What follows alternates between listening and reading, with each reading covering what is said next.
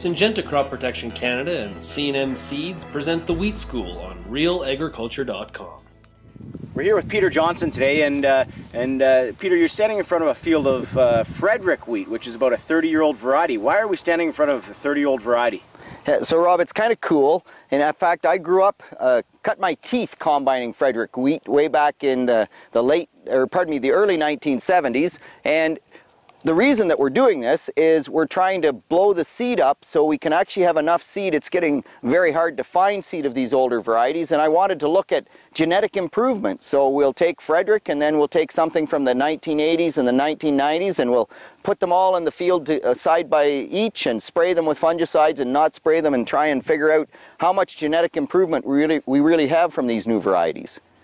Cool. So one thing we're noticing here is that looks like there's a little bit of Fusarium in this field. Any comments? Unbelievable. You walk up to this and you actually think that this field is getting mature. But what in fact you're seeing is just an unbelievable amount of Fusarium. You can see all sorts of Fusarium. Whole heads gone into the peduncle here, and part heads gone all over the place. It's just, I've never seen Fusarium like this. This is actually worse than 1996, and I really think it speaks to the excellent job that our breeders have done in terms of how much Fusarium we get in an old variety and how much better the new varieties actually are. Even the poor varieties that we have that we would say are highly susceptible probably don't get this much Fusarium. It's unbelievable. So what other types of things you see in here? We noticed when we were walking through a little bit of rust? A little bit of rust. Yeah, it seems to be getting about everything. So I have here some stem rust. It's just about, I don't know, textbook stem rust. We don't see stem rust that often, but it's loaded in here. We're also seeing all sorts of septoria. There's leaf rust. There's Staganospora starting to come, or called also gloom blotch on the head. Although there's so much Fusarium on the head, there's hardly any room left for gloom blotch on the head. It's just, it's quite intriguing that way. But it's just, this variety at one point was 100% of the acres in Ontario. This was the variety, and now it's just decimated by every disease under the sun. So it really shows you how we have to keep that breeding effort going to stay ahead of the disease. And was there any special management done to this field? Was it sprayed? Was it? Yeah, so we did spray this with an early fungicide and with weed control at weed control timing. We didn't come through with a head fungicide because we're right beside some Fusarium nursery work, and we didn't want to screw that up, and it was just a seed increase block, so we thought, no, we don't need to spray it for Fusarium. Man, we needed to spray it for Fusarium. It's ugly. So if you harvested a field like this, and obviously we've got a pile of heads infected, what kind of yield differences would you see in this? You mean if I had sprayed it, or just how much yield loss is there here in general? How much yield loss is there in general? Yeah. And Well, what would the effects of the spray be in your estimate? So there is so much initial infection here. We actually were in here a little bit on Monday. I was here Monday, and I rated it, I called it 60%. So that would essentially say that there's probably 60% yield loss from Fusarium in this field. If we had sprayed it, would it have been better? The answer is yes. But again, sprays, the Fusarium fungicides work best when they're in conjunction with good genetics. This is obviously terrible genetics. A Fusarium fungicide here would have helped. Would it have taken it to 30% infection or 40% infection? I don't know exactly, but it wouldn't have been what we wanted because it's just so susceptible. I think one of the other things that probably growers need to remember is there is some Fusarium out there this year. In particular, we're not seeing much in the deep southwest because it was so wet right at the time of infection that we actually suppressed the inoculum in the soil. When the soil is totally saturated and glistening with water on the surface, you suppress that infection. But as we move up, we're in Huron County now, and there are areas in Huron County where there is absolutely more Fusarium than we'd like to see, even where we sprayed a Fusarium fungicide.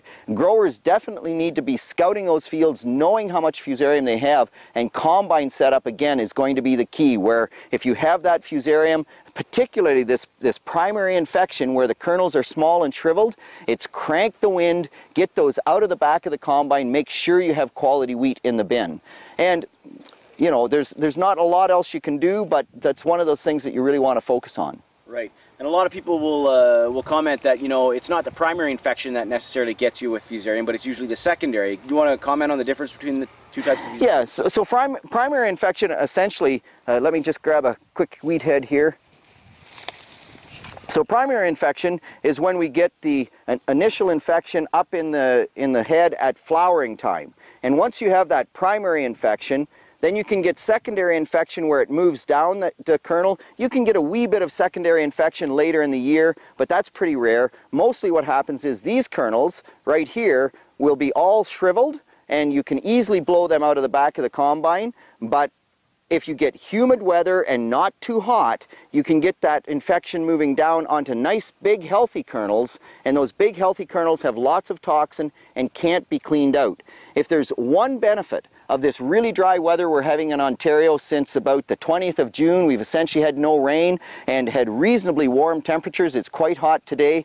Without humidity and with very high temperatures, we see a lot less spread of that Fusarium. So hopefully we won't see that secondary infection this year. Never any guarantees, but that would be my bet at this point in time. So is it true that if you don't get the primary infection on the wheat head, you won't have any secondary infection? Yeah, the reality is that if you get zero primary infection, the chances of having any secondary infection are quite small. If you got just the perfect weather for it to move out of the soil and onto the plant at the 1st of July, could you get the odd kernel with a wee bit of infection? I think the answer really is yes, but it will be such a small amount it's a non-issue. Really, if you don't have primary infection, secondary infection becomes a non-issue. So when we're coming to harvest this stuff, anything not maybe this bad with Fusarium, but a regular field with the odd head of Fusarium in it, what's your goal going to be? You're going to turn up the fans? You're going to... Yeah, absolutely. So you turn up the fans until you start to see the grain loss monitor putting good grain out the back, where you're starting to see that grain loss monitor ratchet up, and then you turn the fan back a wee bit from that so that you're keeping the bulk of the good grain in. Take the first load to the elevator. If the elevator says this is wonderful wheat, grade 2, well then you can turn the wind back a wee bit perhaps, but don't do it the other way. I don't know how many times I've talked to producers, they go to the field with the combine, they try to get as much grain in the bin as they can, they send the first tractor trailer load off to the elevator. By the time they get radioed back that load is feed, account Fusarium, they already have the second tractor trailer load full. Now we have 2 tractor trailer loads of feed wheat, and that's a 30 or a 50 or a higher discount, and it's just the wrong way to go about it. Start with the cleanest possible sample, and if it's really great stuff, you can back off from there and maybe keep a wee bit more of the crap in.